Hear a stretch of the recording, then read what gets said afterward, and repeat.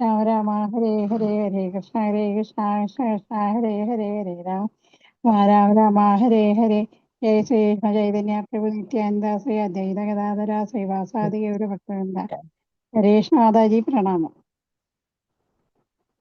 ഹരേ കൃഷ്ണ മാതാജി പ്രണാമം. ഹരേ കൃഷ്ണ. ഹരേ കൃഷ്ണ. എല്ലാവർക്കും പ്രണാമം. ഹരേ കൃഷ്ണ പ്രണാമം. ഹരേ കൃഷ്ണ. ഹരേ കൃഷ്ണ. ഓം നമോ ഭഗവതേ വാസുദേവായ. ഓം നമോ ഭഗവതേ വാസുദേവായ. ഓം നമോ ഭഗവതേ വാസുദേവായ. ഓം അജ്ഞാനതിമിരാന്ധസ്യ ജ്ഞാനാഞ്ജനാശലാകയ ചക്ഷുരുന്മീലിതം യേന തസ്മൈ ശ്രീ ഗുരവേ നമഃ. നമോ വിഷ്ണുപാദായ കൃഷ്ണപ്രേഷ്ഠായ ഭൂതലേ ശ്രീമതേ ഭക്തിവേദാന്ത സ്വാമിനിധി നാമിനെ. നമസ്തേ സാരസ്വതേ ദേവേ ഗൗരവാണി പ്രചാരിണേ നിർവിശേഷ ശൂന്യവാദി പാശ്ചാത്യദേശധാരിണേ. ജയ ശ്രീകൃഷ്ണ ചൈതന്യ പ്രഭു നിത്യാനന്ദ ശ്രീ അദ്വൈത ഗദാധര ശ്രീവാസാദി ഗൗര ഭക്തവൃന്ദ. ഹരേ കൃഷ്ണ കൃഷ്ണ കൃഷ്ണ ഹരേ ഹരേ ഹരേ രാമ രാമ രാമ ഹരേ ഹരേ. ഹരേ കൃഷ്ണ. നിഗമകൽപതരോർഗളിതം ഫലം സുഖമുഖാമൃതദ്രവ സംയുതം പിബത ഭാഗവതം രസമാലയം മുഹുരഹോ രസികാ ഭുവി ഭാവുകാഃ. നാരായണം നമസ്കൃത്യം നരം ചൈവ നരോത്തമം ദേവീം സരസ്വതീം വ്യാസം തതോ ജയമുദിരയേത്. നഷ്ടപ്രായേഷു ഭദ്രേഷു നിത്യം ഭാഗവത സേവയ ഭഗവതേ ഉത്തമ ശ്ലോകേ ഭക്തിർഭവതി നൈഷ്ടകീ. കൃഷ്ണായ വാസുദേവായ ദേവകീ നന്ദനായ ച നന്ദഗോപകുമാരായ ഗോവിന്ദായ നമോ നമഃ. ഹരേ കൃഷ്ണ കൃഷ്ണ കൃഷ്ണ ഹരേ ഹരേ ഹരേ രാമ രാമ രാമ ഹരേ ഹരേ. ഹരേ കൃഷ്ണ. ശ്രീ രാധാ ഗോവിന്ദ് ടെമ്പിൾ ഇസ്കോൺ മാംഗ്ലൂരിന്റെ ഭാഗവതം ക്ലാസ്സിലേക്ക് എല്ലാവർക്കും സ്വാഗതം. ഹരേ കൃഷ്ണ. എല്ലാവർക്കും പ്രണാമം. പ്രണാം മാതാജി. ഹരേ കൃഷ്ണ. എല്ലാവർക്കും പ്രണാമം. നമ്മള് രണ്ടാമത്തെ സ്കന്ധത്തിലെ രണ്ടാമത്തെ അധ്യായത്തിലെ അന്തരംഗസ്ഥനായ ഭഗവാൻ എന്നുള്ള അധ്യായത്തിലെ 32, 33 ശ്ലോകങ്ങളാണ് നമ്മൾ ഇന്നലെ എടുത്തിട്ടുണ്ടായിരുന്നത്. അപ്പോൾ നമ്മളിതില് അന്തരംഗസ്ഥനായിട്ടുള്ള ഭഗവാൻ, ആ പരമാത്മാവായിട്ടുള്ള ഭഗവാനെ ധ്യാനിക്കുന്നതിനെ കുറിച്ചാണ് പറഞ്ഞുകൊണ്ടിരിക്കേണ്ടത് അല്ലെ. അങ്ങനെ ഇവിടെ എന്താ പറഞ്ഞത്? 32ാമത്തെ ശ്ലോകത്തില് നമുക്ക് എന്താ പറഞ്ഞു തന്നിട്ടുണ്ടായിരുന്നത്? ഹരേ കൃഷ്ണ. ശ്ലോകം 32. 32ാമത്തില് ശുകദേവ മഹർഷി പറയാണ്, അതായത് പരീക്ഷിത് മഹാരാജാവിന്റെ അന്വേഷണങ്ങൾക്ക് അദ്ദേഹം അഭിപ്രായങ്ങൾ, അദ്ദേഹം ഉത്തരങ്ങൾ നൽകിയത് അദ്ദേഹം പറയാണ്. എന്താണ് പറഞ്ഞത്? ഇത് പരമ്പരയായിട്ടുള്ള, അതായത് ശരിയായ സത്യമായിട്ടുള്ള വേദങ്ങളുടെ പാഠഭേദങ്ങൾക്ക് അനുസൃതമായിട്ടാണ് അദ്ദേഹം ഇതിനെല്ലാം ഉത്തരം നൽകിയെന്ന് പറയാണ്. ഇതെല്ലാതും തന്റെ ഇഷ്ടത്തിനല്ല ഇതിനൊന്നും മറുപടി നൽകിയത് അല്ലെ, വേദങ്ങളുടെ അടിസ്ഥാനത്തിലാണ് അദ്ദേഹം ഇതിനെല്ലാം ഉത്തരം നൽകിയതെന്നുള്ളത് പറയാണ്. പിന്നെന്താ പറഞ്ഞത്? ആധികാരികമായിട്ട് ഉള്ള അജ്ഞാനം അതാണ് പറഞ്ഞു കൊടുത്തത്. അതെങ്ങനെയാണ്? സത്യം. ആ സത്യം എന്ന് പറയുന്നത് എപ്പോഴും എങ്ങനെയായിരിക്കും? ശാശ്വതമായിരിക്കും എന്നുള്ളത് പറയാണ്. അദ്ദേഹം പറയുന്നു, ഈ ജ്ഞാനം ജ്ഞാനം അതെങ്ങനെയാണ്? ശാശ്വതമായിട്ടുള്ളതാണത്, മാറുന്നതല്ല. ആ സത്യമാണ്, അതെപ്പോഴും സ്ഥിരമായിട്ടുള്ളത് തന്നെയാണ് എന്നും പറയാണ്. പിന്നെന്താ പറഞ്ഞത്? ഭഗവാൻ ആരിലാണോ സംതൃപ്തനായത് ആ ബ്രഹ്മദേവന് ശ്രീകൃഷ്ണ ഭഗവാൻ സ്വയം വിശദമാക്കി കൊടുത്തതാണിത് എന്നും കൂടി പറയണത്. ഈ സത്യം ശുകദേവ ഗോസ്വാമി നിർമ്മിച്ചതല്ല, അത് ഭഗവാൻ വാസുദേവനായിട്ടുള്ള ഭഗവാൻ ശ്രീകൃഷ്ണൻ ബ്രഹ്മാവ് നാരദ മഹർഷി വ്യാസ മഹർഷിക്കും അങ്ങനെ കൈമാറി വന്ന ആ ജ്ഞാനമാണ് ഇപ്പൊ ആർക്ക് പറഞ്ഞു കൊടുത്തത്? പരീക്ഷിത് മഹാരാജാവിനും പറഞ്ഞു കൊടുത്തത്. ആ വേദം അതിന്റെ അടിസ്ഥാനത്തിലാണ് ഇത്രയും കാര്യങ്ങൾ പറഞ്ഞതെന്നുള്ളത് ശുകദേവ ഗോസ്വാമി പരീക്ഷിത് മഹാരാജാവിനോട് പറയാണ്. സത്യം എന്ന് പറയുന്നത് എപ്പോഴും എന്താണ്? ശാശ്വതമായിട്ടുള്ളതാണ്. അതിൽ പുതിയ മാറ്റങ്ങൾ വരുത്താനായിട്ട് ആർക്കും കഴിയില്ല. അപ്പൊ ആചാര്യന്മാരുടെ ആ പരമ്പരയിലൂടെ മാത്രമേ നമുക്കിത് ഗ്രഹിക്കാൻ സാധിക്കുള്ളൂ എന്നുള്ളതും ഈ ശ്ലോകത്തിൽ നമുക്ക് പറഞ്ഞു തരാണ്. കാരണം അതിനൊന്നും മാറ്റം വരുത്താൻ നമുക്ക് ആർക്കും സാധിക്കില്ല. ഇതൊക്കെ ആ പരമ്പരയിലൂടെയാണ് നമ്മൾ ഇതെല്ലാം ഗ്രഹിക്കുന്നത് എന്നുള്ളതും കൂടി ഇവിടെ ആര് പറയാണ്? അതായത് ഈ ശ്ലോകത്തിൽ പറഞ്ഞുതരാം. പരമ്പരയിലൂടെ ആയിരിക്കണം നമ്മൾ ഇതൊക്കെ ഗ്രഹിക്കേണ്ടതും എന്നുള്ളത് കൂടി നമുക്ക് 32ാമത്തെ ശ്ലോകത്തില് പറഞ്ഞു തരാണ്. ഇനി 33ാമത്തെ ശ്ലോകത്തിൽ എന്താ പറയുന്നത്? 33ാമത്തെ ശ്ലോകത്തിൽ പറയുന്നു, ഭൗതിക ലോകത്തിൽ ഈ ജനന മരണ ചക്രത്തിൽ അലയുന്നവർക്ക് മുക്തി ലഭിക്കണമെങ്കിൽ ഏറ്റവും നല്ല മാർഗമായിട്ട് എന്താണ് പറയുന്നത്? ഭക്തിയുത സേവനത്തെക്കാൾ, അതായത് ഭക്തി യോഗത്തെക്കാൾ ഉത്തമമായ വേറൊരു മാർഗം ഇല്ല എന്നുള്ളത് ആ ശ്ലോകത്തിൽ പറഞ്ഞു തരാണ്. അതായത് മുക്തി ആഗ്രഹിക്കുന്നവർക്ക്, അല്ലെങ്കിൽ ഈ ജനന മരണ ചക്രത്തിൽ നിന്ന് മോചനം നേടാൻ ആഗ്രഹിക്കുന്നവർക്ക് ഭക്തിയോഗത്തെക്കാൾ ശ്രേഷ്ഠമായ വേറൊരു കാര്യം ഇല്ല എന്നുള്ളതാണ് ഇവിടെ ആര് പറയുന്നത്? ശുഗദേവ മഹർഷി പറഞ്ഞു കൊടുക്കുന്നത്. വേറെ ശുഭമായ മറ്റൊരു ഉപായം തന്നെ ഇല്ല എന്നുള്ളത് പറയാണ്. പിന്നെന്താ പറഞ്ഞത്? മറ്റുള്ള ജ്ഞാനയോഗ ആയാലും അതുപോലെ തന്നെ ഭക്തിയോഗം പോലെ സരളമല്ല എന്ന് പറയുന്നത്. ജ്ഞാനയോഗം, കർമ്മയോഗം, ഇതൊക്കെ ഭക്തിയിലേക്കുള്ള മാർഗങ്ങളാണെങ്കിലും ഇതൊന്നും ഭക്തിയോഗത്തോളം സരളമായിട്ടുള്ള അല്ലെങ്കിൽ മംഗളകരമായിട്ട് ചെയ്യാൻ സാധിക്കുന്നതല്ല എന്ന് പറഞ്ഞു. അപ്പൊ അതിലൂടെ നമ്മൾ പോകുകയാണെങ്കിൽ എന്താണ്, കുറേ നാള് ദീർഘകാലത്തെ കഠിന പ്രയത്നത്തിലൂടെ മാത്രമേ നമുക്ക് എവിടേക്ക് എത്താൻ സാധിക്കുള്ളൂ? ആ ഭക്തിയോഗത്തിലേക്ക് എത്താനായിട്ട് സാധിക്കുള്ളൂ എന്നുള്ളതും പറയാണ്. പിന്നെ അതിൽ പറയുന്നത് എന്താണ്? എല്ലാ വേദഗ്രന്ഥങ്ങളുടെയും ആത്യന്തിക ലക്ഷ്യം എന്ന് പറയുന്നത് ആ ഭഗവാനെ അതീന്ദ്രിയമായ പ്രേമയുദ്ധ സേവനത്തിലേക്ക്, ഭഗവത് സേവനത്തിലേക്ക് ഉയർത്തുക എന്നുള്ളതാണ്. ഒരു വ്യക്തിയെ ഉയർത്തുക എന്നുള്ളതാണ് എല്ലാ വേദങ്ങളുടെയും പരമമായ ലക്ഷ്യം എന്നുള്ളതും നമുക്ക് ആ ശ്ലോകത്തില് പറഞ്ഞു തരാണ്. 33-ാമത്തെ. ഇനി നമുക്ക് 34-ാമത്തെ ശ്ലോകത്തിലേക്ക് പോകാം. ഹരേ കൃഷ്ണ. ഓം നമോ ഭഗവതേ വാസുദേവായ. ശ്ലോകം 34. ഭഗവാൻ ബ്രഹ്മ കാർസന്യേന ത്രിരാനീഷ്യാമനീഷയാ തദധ്യായവസ്യത്കുടസ്ഥോ രതീതാത്മന്യഥോ ഭവേത്. ഭഗവാൻ ബ്രഹ്മ കാർസന്യേന ത്രിരന്യേഷ്യാമനീഷയാ തദധ്യായവസ്യത്കുടസ്ഥോ രതീതാത്മന്യഥോ ഭവേത്. ചൊല്ലാം. ഓം നമോ കൃഷ്ണ നമോ വാസുദേവായ. ഭഗവാൻ ബ്രഹ്മകാർസന്യേന ത്രിരാനീഷ്യാമനീഷയാ ഭവേത്. ഭഗവാൻ ബ്രഹ്മകാർസന്യേന ത്രിരാനീഷ്യാമനീഷയാ തദധ്യായവസ്യത്കുടസ്ഥോ ഭവേത്. ഭഗവാൻ ബ്രഹ്മകാർസന്യേന ത്രിരാനീഷ്യാമനീഷയാ തദധ്യായവസ്യത്കുടസ്ഥോ രതീതാത്മന്യഥോ ഭവേത്. ഹരേ കൃഷ്ണ.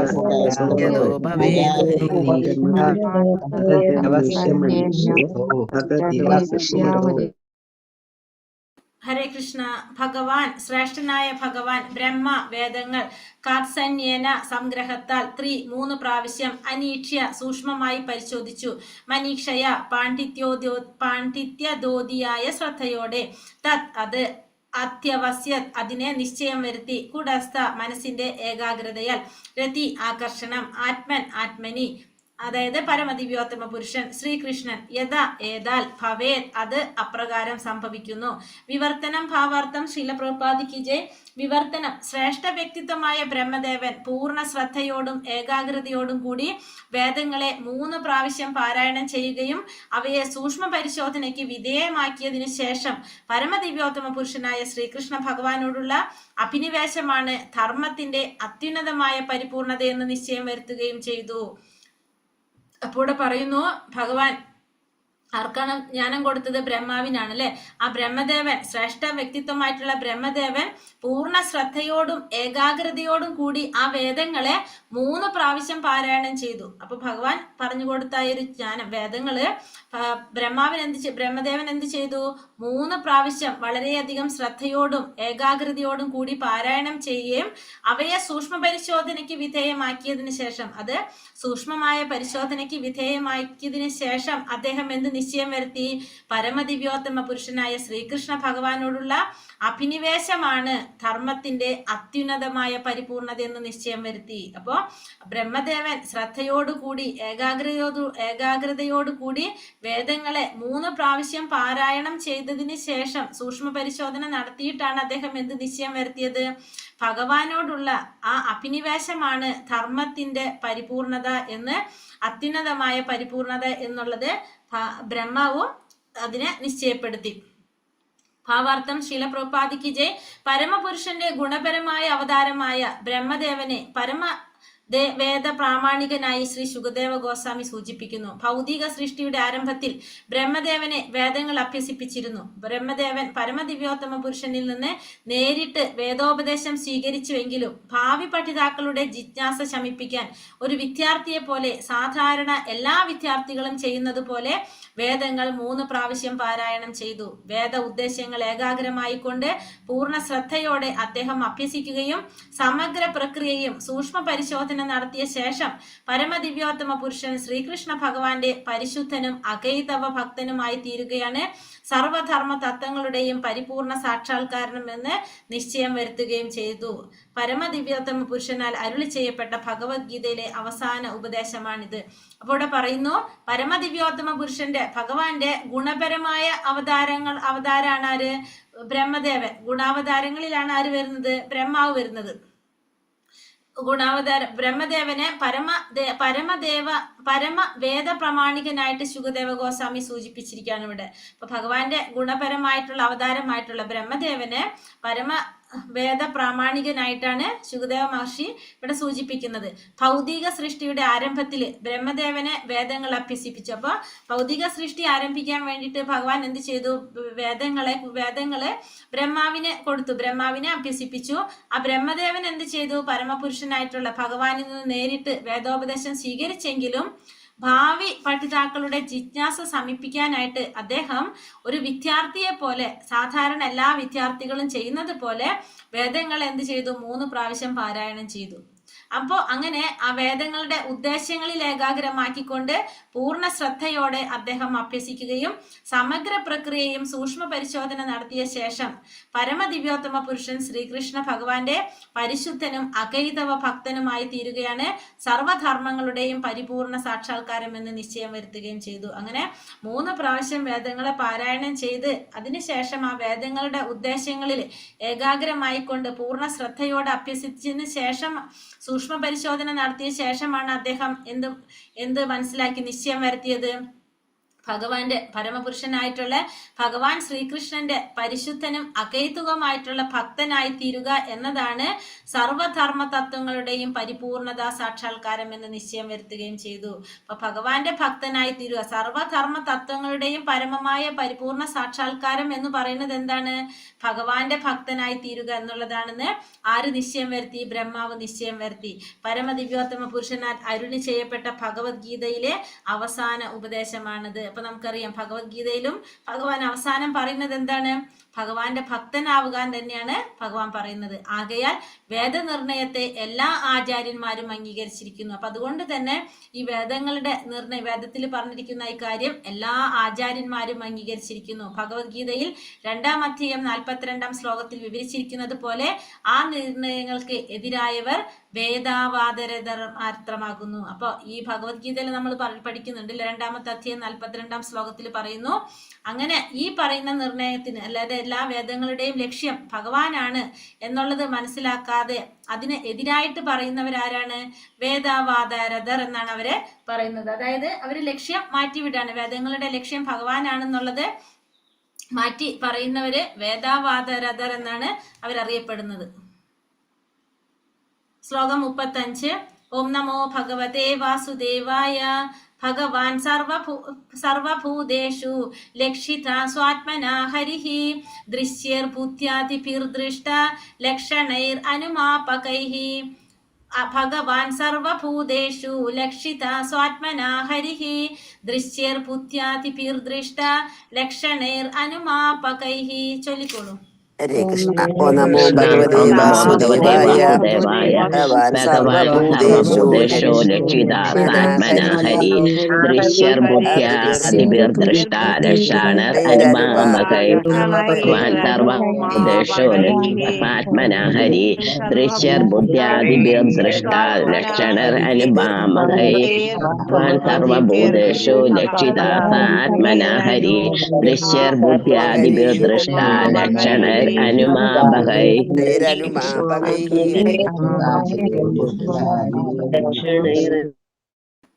ഹരേ കൃഷ്ണ. ഭഗവാൻ പരമദിവ്യോത്തമ പുരുഷൻ സർവം ഭൂതേഷു ജീവസത്തകളിൽ ലക്ഷിത ദൃശ്യമാകുന്നു.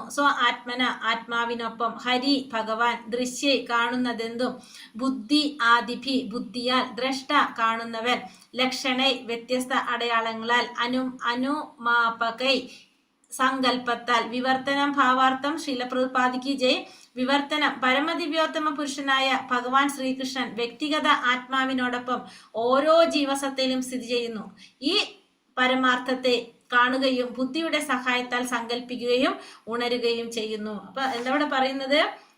പരമദിവ്യോത്തമ പുരുഷനായിട്ടുള്ള ഭഗവാൻ ശ്രീകൃഷ്ണൻ വ്യക്തിഗത ആത്മാവിനോടൊപ്പം ജീവാത്മാവിനോടൊപ്പം ഓരോ ജീവസത്തയിലും സ്ഥിതി. അപ്പൊ ഓരോ ജീവാത്മാവിലും ആരുണ്ട്? പരമാത്മാവായിട്ട് ഭഗവാൻ ഇരിക്കുന്നു.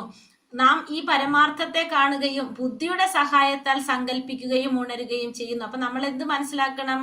നമ്മുടെ ബുദ്ധിയുടെ സഹായം കൊണ്ട് നമ്മളത് മനസ്സിലാക്കി ഉണരണം എന്നാണ് പറയുന്നത്. അപ്പൊ പരമദിവ്യോത്തമ പുരുഷനായ ഭഗവാൻ ശ്രീകൃഷ്ണൻ വ്യക്തിഗത ആത്മാവിനോടൊപ്പം ഓരോ ജീവാത്മാവിലും ഓരോ ജീവസത്തയിലും സ്ഥിതി ചെയ്യുന്നു. നാം ഈ പരമാർത്ഥത്തെ കാണുകയും ബുദ്ധിയുടെ സഹായം കൊണ്ട് സങ്കല്പിക്കുകയും ഉണരുകയും ചെയ്യുന്നു. ഭാവാർത്ഥം ശീലപ്രഭുപാദിക്ക് ജയ്.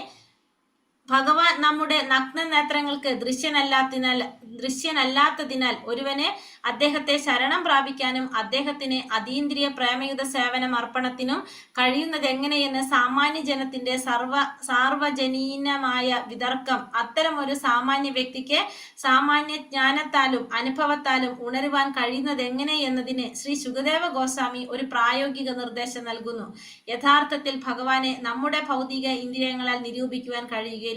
എന്നാൽ പ്രായോഗികമായ സേവന മനോഭാവത്താൽ ഭഗവത് സാന്നിധ്യത്തെ ഒരുവന് ബോധ്യപ്പെടുത്തി കൊടുത്താൽ ഭഗവത് കൃപയാൽ വെളിപാടുണ്ടാവുകയും അത്തരം ഒരു ശുദ്ധ ഭഗവത് ഭക്തന് ഭഗവത് സാന്നിധ്യം സർവ്വതാ എല്ലായിടത്തും അനുഭവിക്കാൻ കഴിയുകയും ചെയ്യും.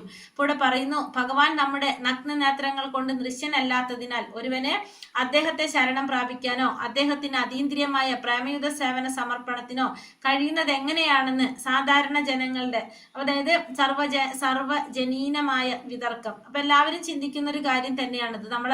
നമുക്ക് കാണാൻ സാധിക്കാത്തത് കൊണ്ട് നമുക്ക് എങ്ങനെയാണ് ഭഗവാന് സേവനം അർപ്പിക്കാനായിട്ട് സാധിക്കുന്നത് എന്നുള്ളത് അത്തരം ഒരു സാമാന്യ വ്യക്തിക്ക് സാമാന്യ ജ്ഞാനത്താലും അനുഭവത്താലും ഉണരുവാൻ കഴിയുന്നത് എങ്ങനെ എന്നതിന് ശുകദേവ ഗോസ്വാമി ഒരു പ്രായോഗിക നിർദ്ദേശം നൽകുന്നു. അപ്പൊ അത്തരത്തിൽ ചിന്തിക്കുന്നവർക്ക് എന്താണ് ഇവിടെ പറയുന്നത്? പ്രായോഗികമായി അത്തരം ഒരു സാമാന്യ വ്യക്തിക്ക് സാമാന്യ ജ്ഞാനം കൊണ്ടും അനുഭവം കൊണ്ടും ഉണരാൻ കഴിയുന്നത് എങ്ങനെ എന്നതിന് പ്രായോഗികമായിട്ടൊരു നിർദ്ദേശം നൽകാണ് ആരുടെ? ശുകദേവ ഗോസ്വാമി. യഥാർത്ഥത്തിൽ ഭഗവാനെ നമ്മുടെ ഭൗതിക ഇന്ദ്രിയങ്ങളാൽ നിരൂപിക്കാൻ നമുക്ക് കഴിയില്ല. അപ്പൊ നമുക്ക് നമ്മുടെ ഇന്ദ്രിയങ്ങൾ കൊണ്ട് ഭഗവാനെ നമുക്ക് കാണാനായിട്ട് സാധിക്കുന്നില്ല. എന്നാൽ പ്രായോഗികമായ സേവന മനോഭാവത്താൽ ഭഗവത് സാന്നിധ്യത്തെ ഒരുവന് ബോധ്യപ്പെടുത്തി കൊടുത്താൽ ഭഗവത് കൃപയാൽ വെളിപാടുണ്ടാകുകയും അത്തരത്തില് ഒരു ശുദ്ധ ഭഗവത് ഭക്തന് ഭഗവത് സാന്നിധ്യം സർവ്വത എല്ലായിടത്തും അനുഭവിക്കാൻ കഴിയുകയും ചെയ്യും. അപ്പൊ ശുകദേവ മഹർഷി പറയുന്നത് പ്രായോഗികമായ സേവന മനോഭാവത്താൽ, അപ്പൊ പ്രായോഗികമായിട്ട് നമ്മൾ സേവന മനോഭാവം കൊണ്ട് ആ വ്യക്തിക്ക് ഭഗവത് സാന്നിധ്യത്തെ ബോധ്യപ്പെടുത്തി കൊടുത്താല് ആ വ്യക്തിക്ക് എന്തുണ്ടാവും? ഭഗവാന്റെ കാരുണ്യം കൊണ്ട് വെളിപാടുണ്ടാകുകയും അത്തരത്തിലുള്ള ഒരു ശുദ്ധ ഭക്തന് എന്ത് സാധിക്കും? ഭഗവാന്റെ സാന്നിധ്യം എല്ലായിടത്തും അനുഭവിച്ചറിയാനായിട്ട് സാധിക്കുകയും ചെയ്യും. ബുദ്ധി പരമദിവ്യോത്തമ പുരുഷന്റെ പരമാത്മാംശത്തിന്റെ രൂപമാർഗ നിർദ്ദേശമാണെന്ന് അവന് നിരൂപിക്കാൻ കഴിയും. അപ്പൊ എന്താ ഇവിടെ പറയുന്ന? ബുദ്ധി കൊണ്ടാണ് നമുക്ക് മനസ്സിലാക്കാൻ സാധിക്കേണ്ടത്. പരമദിവ്യോത്തമ പുരുഷന്റെ, അതായത് പരമാത്മാ അംശത്തിന്റെ മാർഗനിർദ്ദേശമാണെന്ന് അവന് നിരൂപിക്കാനായിട്ട് കഴിയും. അപ്പൊ നമ്മള് ബുദ്ധിയിലൂടെ നമുക്ക് നമ്മുടെ ബുദ്ധി, ഭഗവാൻ പറയുന്നുണ്ട് അല്ലെ, ഭഗവാനെ അറിയാനായിട്ട് അല്ലെങ്കിൽ ഭഗവാനെ പ്രാപിക്കാനുള്ള ബുദ്ധി ഭഗവാൻ നൽകുന്നു പറഞ്ഞു. അപ്പൊ ആ ബുദ്ധി എന്ന് പറയുന്നത് പരമദിവ്യോത്തമ പുരുഷന്റെ ആ പരമാത്മാ അംശത്തിന്റെ മാർഗനിർദ്ദേശമാണെന്ന് ഒരുവന് മനസ്സിലാക്കാനായിട്ട് സാധിക്കും, നിരൂപിക്കാനായിട്ട് കഴിയും. ഒരു സാധാരണ മനുഷ്യന് പോലും ഏവരുടെയും സംസർഗത്തിലുള്ള പരമദിവ്യോത്തമ പുരുഷന്റെ സാന്നിധ്യം മനസ്സിലാക്കുവാൻ വലിയ പ്രയാസമൊന്നുമില്ല. അപ്പൊ ഒരു സാധാരണ വ്യക്തിക്ക് പോലും എന്തില്ല? ഏവരുടെയും സംസർഗത്തിലുള്ള പരമദിവ്യോത്തമ പുരുഷന്റെ സാന്നിധ്യം മനസ്സിലാക്കാൻ വലിയ പ്രയാസമില്ല. അതിനുള്ള മാർഗം താഴെ പറയുന്ന രീതിയിലാണ്. അപ്പൊ അതിനുള്ള മാർഗമാണ് പറയുന്നത്. ഒരുവന് ഒരുവന് സ്വന്തം അസ്തിത്വം ഗ്രഹിക്കാനും അവൻ വർത്തിക്കുന്നുവെന്ന് സാക്ഷാത്തായി അനുഭവിച്ചറിയാനും കഴിയും. അപ്പൊ ഒരു വ്യക്തിക്ക് എന്ത് സാധിക്കും? തന്റെ സ്വന്തം അസ്തിത്വം ഗ്രഹിക്കാനും സാധിക്കും. അവൻ പ്രവർത്തിക്കുന്നു എന്നുള്ളത് അവന് സാക്ഷാത്തായിട്ട് അത് അനുഭവത്തിലൂടെ മനസ്സിലാക്കാനും ഒരു വ്യക്തിക്ക് സാധിക്കും. ഒരു പക്ഷേ വളരെ പെട്ടെന്ന് അത് അനുഭവിച്ചറിയാൻ അവന് കഴിഞ്ഞില്ലെങ്കിലും അല്പം ബുദ്ധി ഉപയോഗിച്ചാൽ ദേഹമല്ലെന്ന സത്യം അനുഭവിച്ചറിയാൻ അവന് കഴിയും. അപ്പൊ പെട്ടെന്ന് തന്നെ അത് അനുഭവിച്ചറിയാൻ ഒരു വ്യക്തിക്ക് സാധിച്ചില്ലെങ്കിൽ പോലും അല്പം ബുദ്ധി ഉപയോഗിച്ച് എന്ത് സാധിക്കും? താൻ ദേഹമല്ല, താൻ ശരീരമല്ല എന്ന സത്യം അനുഭവിച്ചറിയാനായിട്ട് അവന് കഴിയും. കൈ, കാല്, തല, രോമം, അവയവങ്ങൾ എന്നിവയെല്ലാം അവന്റെ ശരീരത്തിന്റെ അവിഭാജ്യ ഘടകങ്ങളാണെന്ന് അവന് സ്പർശിച്ചറിയാൻ കഴിയും. നമുക്കറിയാം നമ്മുടെ ശരീരത്തിന്റെ അവിഭാജ്യ ഘടകങ്ങളാണ് കാല്, തല, രോമം, കൈ, ഈ പറഞ്ഞ അവയവങ്ങളെല്ലാം തന്നെ. അത് ഒരു വ്യക്തിക്ക് സ്പർശിച്ചറിയാനായിട്ട് സാധിക്കും. എന്നാൽ കൈ, കാൽ, തല തുടങ്ങിയവയൊന്നും അവന്റെ ആത്മാവായി പ്രതിപാദിക്കാൻ കഴിയുകയില്ല. പക്ഷെ ഈ പറഞ്ഞ കാര്യങ്ങളൊന്നും തലയായാലും കൈയായാലും കാലായാലും എന്തായിട്ട് പ്രതിപാദിക്കാൻ നമുക്ക് കഴിയില്ല? ആത്മാവായിട്ട്. ആകയാൽ ബുദ്ധി ഉപയോഗിച്ചാൽ അവന്റെ ആത്മാവിനെ അവൻ കാണുന്ന മറ്റു വസ്തുക്കളിൽ നിന്നും വിശ്ലേഷിപ്പിക്കാനും വിവേചിച്ചറിയാനും അവന് കഴിയും. അപ്പൊ അവൻ എന്ത് മനസ്സിലാക്കാൻ സാധിക്കും? ബുദ്ധി കൊണ്ട് അവന്റെ ആത്മാവിനെ അവൻ കാണുന്ന മറ്റു വസ്തുക്കളിൽ നിന്നും വിവേചിച്ചറിയാനായിട്ട് ഒരു വ്യക്തിക്ക് അവന് കഴിയും. അതിനാൽ സ്വാഭാവികമായ നിർണയം എന്തെന്നാൽ ജീവസത്ത മനുഷ്യനായാലും ശരി മൃഗമായാലും ശരി ദ്രഷ്ടാവാണെന്നും കാണുന്നവനാണെന്നും അവൻ അവനെ ഒഴികെ മറ്റെല്ലാ വസ്തുക്കളെയും കാണുന്നുവെന്നുമാണ്. അപ്പൊ ഒരു ജീവാത്മാവ് അത് മനുഷ്യനാവാം, മൃഗമാകാം, ആരായാലും എന്താണ്? അവൻ എല്ലാറ്റിനെയും കാണുന്നവനാണ്. എന്തിനൊഴികെ? അവനെ ഒഴികെ ബാക്കി എല്ലാത്തിനെയും അവൻ കാണുന്നവനാണ്. അവനെ മാത്രം അവന് കാണാൻ സാധിക്കില്ല, മറ്റെല്ലാത്തിനെയും ആർക്ക് കാണാൻ സാധിക്കും? അവന് കാണാനായിട്ട് സാധിക്കും. ആകയാൽ ദ്രഷ്ടാവും ദൃഷ്ടി വിഷയവും തമ്മിൽ അന്തരമുണ്ട്. അപ്പൊ അതുകൊണ്ട് തന്നെ ദ്രഷ്ടാവ് എന്ന് വെച്ചാൽ കാണുന്നവനും ആ കാണുന്നതിന് വിഷയം അതും തമ്മില് അന്തരമുണ്ട്. ഇപ്പോൾ സ്വന്തം പരിധികൾക്കപ്പുറമുള്ള കാര്യങ്ങളെ സാധാരണ ദൃഷ്ടി ഉപയോഗിച്ച് വീക്ഷിക്കുന്ന ജീവസത്തയ്ക്ക് സ്വതന്ത്രമായി കാണാനോ ചലിക്കാനോ ഉള്ള ശക്തിയില്ലെന്ന് അല്പം ബുദ്ധി ഉപയോഗിച്ചാൽ നമുക്ക് എളുപ്പം മനസ്സിലാക്കാവുന്നതേ ഉള്ളൂ. അപ്പൊ ഇപ്പൊ നമുക്ക് എന്ത് മനസ്സിലാക്കാം? സ്വന്തം പരിധിക്ക് അപ്പുറത്തുള്ള കാര്യങ്ങളെ നമ്മുടെ സാധാരണ ദൃഷ്ടി ഉപയോഗിച്ച് വീക്ഷിക്കുന്ന ഒരു ജീവസത്തയ്ക്ക് സ്വതന്ത്രമായിട്ട് കാണാനോ ചലിക്കാനോ ഉള്ള ശക്തി ഇല്ലെന്ന് നമുക്ക് അല്പം ബുദ്ധി ഉപയോഗിച്ചാൽ എളുപ്പത്തിൽ മനസ്സിലാക്കാനായിട്ട് സാധിക്കും. എങ്ങനെയുള്ളത്? നമ്മുടെ സ്വന്തം പരിധിക്ക് അപ്പുറത്തുള്ള കാര്യങ്ങളെ നമ്മുടെ സാധാരണ ദൃഷ്ടി ഉപയോഗിച്ചുകൊണ്ട് നമുക്കതിനെ സ്വതന്ത്രമായിട്ട് കാണാനോ ചലിക്കാനോ ഉള്ള ശക്തി ഇല്ല എന്നുള്ളത് നമുക്ക് മനസ്സിലാക്കാവുന്നേ. സാധാരണ നമ്മുടെ പ്രവർത്തികളും അനുഭവങ്ങളും നാനാവിധമായ സംശ്ലേഷങ്ങളാൽ പ്രകൃതി നമുക്ക് നൽകിയ ശക്തിയുടെ വിവിധ രൂപങ്ങളെ ആശ്രയിച്ചിരിക്കുന്നു. അപ്പൊ നമ്മൾ സാധാരണ ചെയ്യുന്ന നമ്മുടെ പ്രവർത്തികൾ അല്ലെങ്കിൽ നമ്മുടെ അനുഭവങ്ങള് പലതരത്തിലുള്ള നമ്മളെങ്ങനെയാ പറഞ്ഞത്? നമ്മുടെ വിവേചന ശക്തി കൊണ്ട് അല്ലെങ്കിൽ പ്രകൃതി നമുക്ക് നൽകിയ ശക്തിയുടെ വിവിധ രൂപങ്ങളെ ആശ്രയിച്ചാണ് ഇരിക്കുന്നത്. നമ്മുടെ കർമ്മേന്ദ്രിയങ്ങളും ജ്ഞാനേന്ദ്രിയങ്ങളും, അതായത് നമ്മുടെ കർമ്മേന്ദ്രിയവും ജ്ഞാനേന്ദ്രിയം എന്ന് പറയുമ്പോൾ കേൾവി, സ്പർശം, കാഴ്ച, രുചി, മണം എന്നീ ഗ്രഹണക്ഷമമായ 5 ഇന്ദ്രിയങ്ങളും, കൈകൾ, കാലുകൾ, സംഭാഷണം, വിസർജനാവയവങ്ങള് അഥവാ വിരേചന ആന്തരേന്ദ്രിയങ്ങള്, പ്രത്യുൽപാദന അവയവങ്ങള് എന്നീ 5 കർമ്മേന്ദ്രിയങ്ങളും, മനസ്സ്, ബുദ്ധി, അഹംബോധം എന്നീ നമ്മുടെ 3 ജ്ഞാനേന്ദ്രിയങ്ങളും, അങ്ങനെ മൊത്തം 13 ഇന്ദ്രിയങ്ങള് പ്രകൃതി ശക്തിയുടെ സ്ഥൂലവും സൂക്ഷ്മവുമായ രൂപങ്ങളുടെ വൈവിധ്യമാർന്ന രചനകളാൽ നമുക്ക് നൽകപ്പെട്ടതാണ്. അപ്പൊ ഈ പറഞ്ഞ എല്ലാ ഇന്ദ്രിയങ്ങളും നമുക്ക് എങ്ങനെയാണ്? പ്രകൃതി ശക്തിയുടെ സ്ഥൂലമായിട്ടും സൂക്ഷ്മമായിട്ടുള്ള രൂപങ്ങളുടെ വൈവിധ്യമാർന്ന രചനകളാൽ നമുക്ക് നൽകപ്പെട്ടതാണ്. ഈ പറഞ്ഞ ഇന്ദ്രിയങ്ങളെല്ലാം തന്നെ സ്ഥൂലമായ ഇന്ദ്രിയങ്ങളുണ്ട്, സൂക്ഷ്മമായ ഇന്ദ്രിയങ്ങളുണ്ട്, അങ്ങനെ നമുക്ക് നൽകപ്പെട്ടിരിക്കുന്നതാണ് എന്ന് അതുപോലെ തന്നെ തെളിവായതാണ് ഗ്രഹണ സമർത്ഥമായ നമ്മുടെ ദ്രവ്യങ്ങളെല്ലാം തന്നെ. അതുപോലെ തന്നെ ഉള്ള തെളിവായിട്ടുള്ളതാണെന്ന് പറയുന്നത് ഗ്രഹണ സമർത്ഥമായിട്ടുള്ള നമ്മുടെ ദ്രവ്യങ്ങൾ, അതായത് ദൃശ്യ വിഷയങ്ങളെല്ലാം തന്നെ പ്രകൃതി ശക്തിയാൽ ആവിഷ്കരിക്കപ്പെട്ട അക്ഷയമായ മാറ്റങ്ങളുടെയും സംശ്ലേഷണങ്ങളുടെയും രൂപങ്ങളുടെ ഉൽപ്പന്നങ്ങളല്ലാതെ മറ്റൊന്നുമല്ല. അപ്പൊ ഇവിടെ എന്താ പറയുന്നത്? ദൃശ്യ വിഷയങ്ങൾ, നമ്മൾ കാണുന്ന എല്ലാ വിഷയങ്ങളും എല്ലാം തന്നെ എങ്ങനെയാണ്? പ്രകൃതി ശക്തിയാൽ ആവിഷ്കരിക്കപ്പെട്ട. കേൾക്കണില്ല. ഹരേ കൃഷ്ണ. ആർക്കും കേൾക്കുന്നില്ല? കേൾക്കുന്നുണ്ടല്ലോ. ഹരേ കൃഷ്ണ. അപ്പൊ ഇവിടെ പറഞ്ഞ അതുപോലെ തന്നെ തെളിവായ പ്രകൃതി ദൃശ്യ വിഷയങ്ങൾ നമ്മൾ കാണുന്ന എല്ലാ വിഷയങ്ങളും എങ്ങനെയാണ്?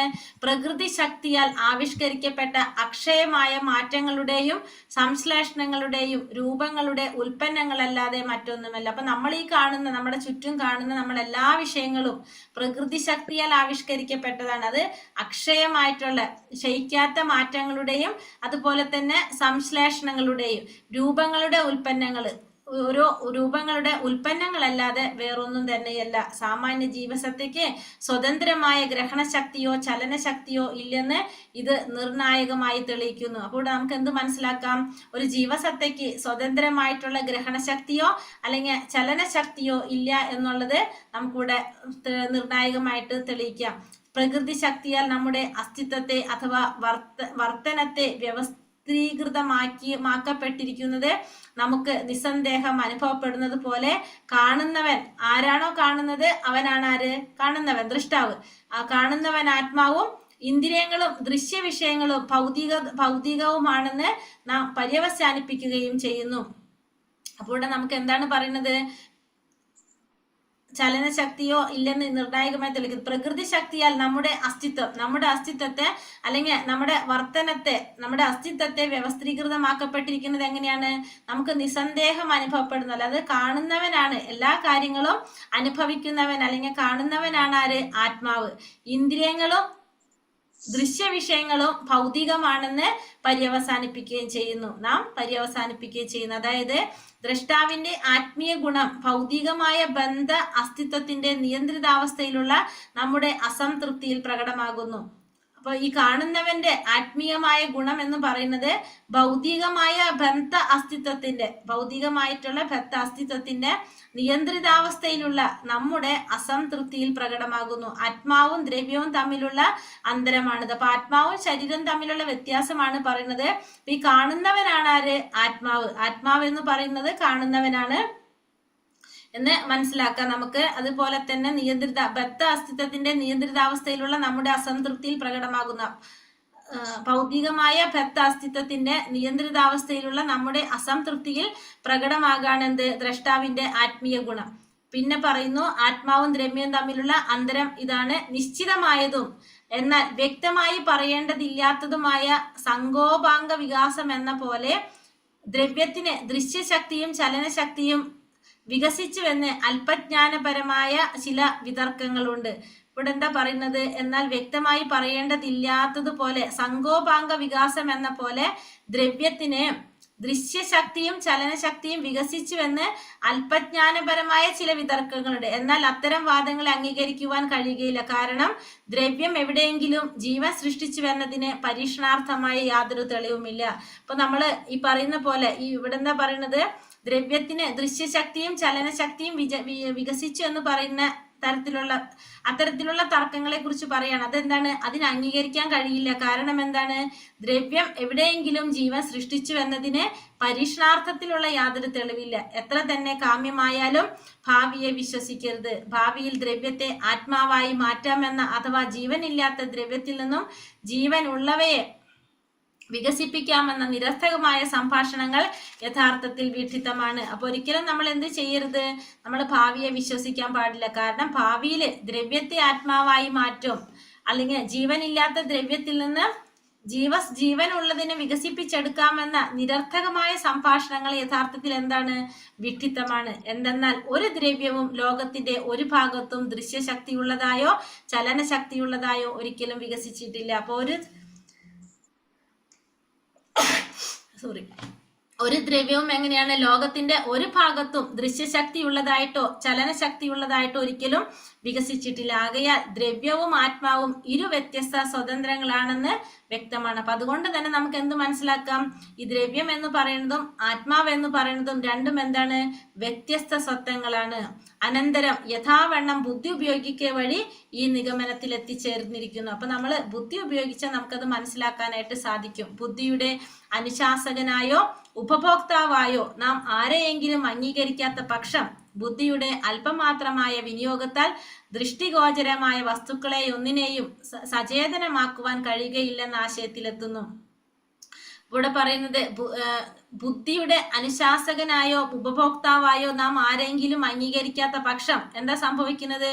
ബുദ്ധിയുടെ അല്പമാത്രമായ വിനിയോഗം കൊണ്ട് ദൃഷ്ടിഗോചരമായ വസ്തുക്കളെ ഒന്നിനെയും നമുക്ക് സചേതനമാക്കാൻ കഴിയുകയില്ലെന്ന ആശയത്തില് നമ്മൾ എത്തിച്ചേരുകയാണ് ചെയ്യുന്നത്. ഏതോ ഉന്നത അധികാരിയെ പോലെ ബുദ്ധി ഏകശാസനം നടത്തുന്നു. അപ്പൊ അങ്ങനെ വരുമ്പോ ബുദ്ധി എന്ത് ചെയ്യും? തന്നെത്താനെ പ്രവർത്തിക്കുകയാണ്. ഉന്നത അധികാരിയെ പോലെ ബുദ്ധി ഏകശാസനം നടത്തും. അപ്രകാരം ബുദ്ധിയുടെ വിനിമയം കൂടാതെ ജീവസത്തയ്ക്ക് കാണാനോ ചലിക്കാനോ ഭുജിക്കാനോ അല്ലെങ്കിൽ യാതൊന്നും തന്നെ പ്രവർത്തിക്കാൻ കഴിയുകയില്ല. അപ്പൊ അങ്ങനെ വരുമ്പോ ബുദ്ധിയുടെ വിനിമയം ഇല്ലാതെ ഒരു ജീവാത്മാവിനെ കാണാനും സാധിക്കില്ല, ചലിക്കാനും സാധിക്കില്ല, ഭുജിക്കാനോ ഒന്നും ചെയ്യാനായിട്ട് സാധിക്കില്ല. അപ്പോ ഈ ബുദ്ധിയുടെ ആനുകൂല്യം മുതലെടുക്കുന്നതിൽ പരാജയപ്പെടുമ്പോൾ ഒരുവൻ ബുദ്ധിഭ്രമം സംഭവിച്ചനായി തീരുന്നു. അപ്പൊ ഈ ബുദ്ധിയുടെ ആനുകൂല്യം അത് മുതലെടുക്കാനായിട്ട് പരാജയപ്പെടുമ്പോൾ നമുക്ക് എന്ത് സംഭവിക്കും? ബുദ്ധി ഭ്രമം സംഭവിച്ചവനായി തീരുന്നു. ആകയാൽ ജീവസത്ത ബുദ്ധിയുടെ ആശ്രിതനും അല്ലെങ്കിൽ പരമസത്തയുടെ ആജ്ഞാനുവർത്തിയുമാകുന്നു. അപ്പോ അതുകൊണ്ട് നമുക്ക് എന്ത് പറയാം? ജീവാത്മാവ് എന്ന് പറയുന്നത്, ജീവസത്ത എന്ന് പറയുന്നത്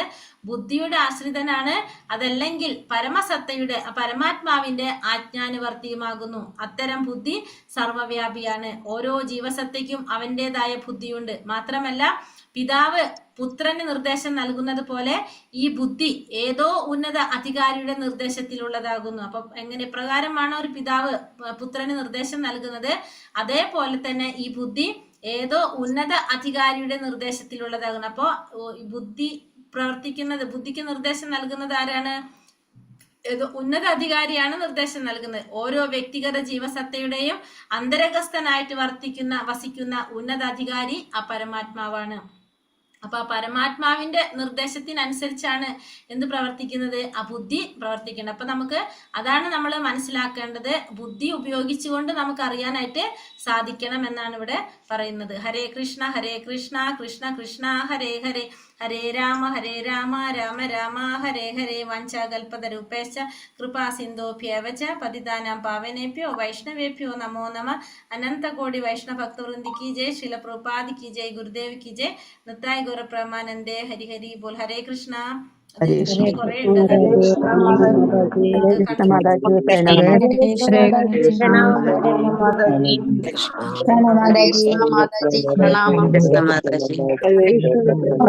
മാതാജി, പ്രണാമം മാതാജി. എല്ലാവർക്കും പ്രണാമം.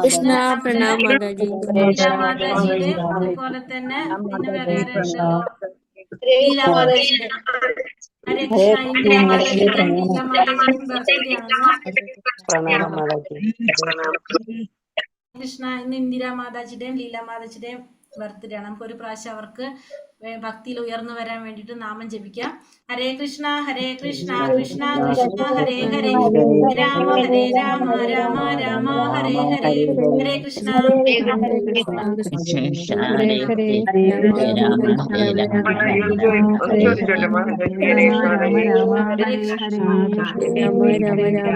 പറയാനുണ്ട്.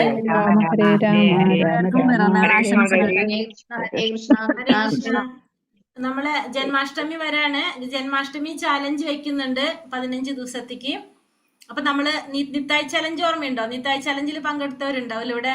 നമ്മള് ആ സമയത്ത് ചൈതന്യ ചരിതാമൃതായിരുന്നു നമ്മള് വായന വെച്ചിട്ടുണ്ടായിരുന്നത്. അതേപോലെ തന്നെ ജന്മാഷ്ടമി ചാലഞ്ച് കൃഷ്ണ ബുക്കാണ്. കൃഷ്ണ ബുക്കിൽ ഭഗവാന്റെ അവതാരത്തെ കുറിച്ചുള്ള കുറച്ച് ചാപ്റ്റേഴ്സ് നമുക്ക് അമ്പലത്തിൽ നിന്ന് പറയും ഏതൊക്കെ ചാപ്റ്റേഴ്സ് ആണെന്ന്. നമ്മൾ ഡെയിലി അത് വായിക്കാനായിട്ട്, അതായത് നമ്മളൊരു ഗ്രൂപ്പ് ഉണ്ടാക്കും അതിന് വേണ്ടിയിട്ട്. 15 ദിവസം സ്ഥിരമായിട്ട് നമ്മൾ ആ റീഡിങ് ക്ലാസ്സിൽ ഉണ്ടായിരിക്കണം. പിന്നെ നമ്മൾ മംഗളാരതി അറ്റൻഡ് ചെയ്യണം. പിന്നെ നമുക്ക് ഭഗവാന് വേണ്ടിയിട്ട് എന്തെങ്കിലും ഉണ്ടാക്കാൻ അറിയുന്നവർ, ഇപ്പൊ മാല ഉണ്ടാക്കാം, എന്തെങ്കിലുമൊക്കെ ഉണ്ടാക്കി അയക്കാൻ സാധിക്കുന്നവർക്ക് നമ്മൾ ചെയ്യാറുള്ള പോലെ നമ്മൾ ഭഗവാന് വേണ്ടിയിട്ട് എന്തെങ്കിലും ചെറിയ ചെറിയ മാലകൾ ഉണ്ടാക്കുക, അതല്ലെങ്കിൽ എന്തെങ്കിലും ടവലാകാം, കർച്ചീഫ് ആകാം, എന്താണോ ഭഗവാന് നമുക്ക് തോന്നുന്നത് ഭഗവാന് സമർപ്പിക്കാനായിട്ട് അത് ചെയ്തിട്ട് നമുക്ക് അമ്പലത്തിലേക്ക് അയച്ചു കൊടുക്കാം. അപ്പൊ അതൊക്കെ നോക്ക് പോയിന്റ് ഉണ്ട് ഇതൊക്കെ. അപ്പൊ സർട്ടിഫിക്കറ്റ് കിട്ടും. നമ്മൾ ചെയ്യാറുണ്ടല്ലോ ചെറിയ ചെറിയ മത്സരങ്ങൾ പോലെയായിട്ട് ഇങ്ങനത്തെ. അപ്പൊ അത് ഇന്ന് നാളെയായിട്ട് ഞാൻ ഗ്രൂപ്പ് ഉണ്ടാക്കിയിട്ട് ഇടാം. അപ്പൊ അതില് ചെയ്യാനായിട്ട് ആഗ്രഹമുള്ളവരൊക്കെ ജോയിൻ ചെയ്യുക. അറ്റൻഡൻസ് എടുക്കും, കാരണം ഇതൊക്കെ നോക്കിയിട്ടാണ് സർട്ടിഫിക്കറ്റ് കൊടുക്കേണ്ടത്. അപ്പം മംഗളാരതിയിൽ നിർബന്ധമായിരിക്കും. പിന്നെ അതേപോലെ തന്നെ നമ്മുടെ കൃഷ്ണ ബുക്കിന്റെ റീഡിങ്, അത് കുറച്ച് അധ്യായങ്ങൾ എടുത്തു തരും. ആ അധ്യായങ്ങളായിരിക്കും നമ്മൾ വായിക്കുന്നുണ്ടാവുക. മിക്കവാറും വൈകുന്നേരത്തെ ഒരു സമയമായിരിക്കും നമ്മൾ വായിക്കാൻ സെലക്ട് ചെയ്യുന്നുണ്ടാവുക. കാരണം എല്ലാവർക്കും ഒഴിവുള്ളൊരു സമയം നോക്കിയിട്ടല്ലേ എടുക്കാൻ പറ്റുള്ളൂ, ക്ലാസ്സുകളില്ലാത്തൊരു ടൈം നോക്കിയിട്ട്. 15 ദിവസത്തെ ചലഞ്ചാണത്. അപ്പം അതിൽ പങ്കെടുക്കാൻ എല്ലാവരും ശ്രമിക്കുക. പിന്നെ നമ്മുടെ ഇപ്പം ഇന്ന് കണ്ടല്ലോ, നമ്മളെ മലയാളം ടീം കുറച്ച് പേര് ഇപ്പം അമ്പലത്തിൽ എത്തിയിട്ടുണ്ട്. അവിടെ എല്ലാവരും പെട്ടെന്ന് മനസ്സിലായില്ല.